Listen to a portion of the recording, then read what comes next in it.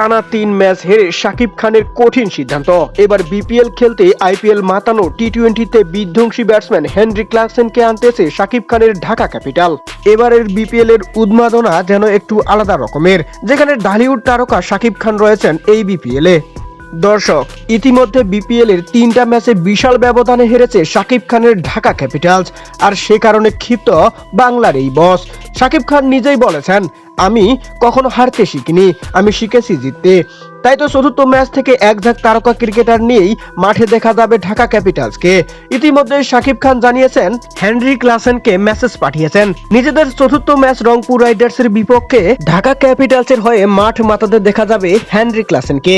দর্শক, আইপিএল মাতানো বিধ্বংসী এই ব্যাটার বিপিএল এ আসলে বিপিএলটাকে কতটা মাতিয়ে রাখতে পারবে ঢাকা ক্যাপিটালসের হয়ে বলে আপনি মনে করেন, তা জানিয়ে দিন আমাদের ভিডিওর কমেন্ট বক্সে। ভিডিওটি ভালো লেগে থাকলে অবশ্যই চ্যানেলটি সাবস্ক্রাইব করে পাশে থাকবেন। ধন্যবাদ।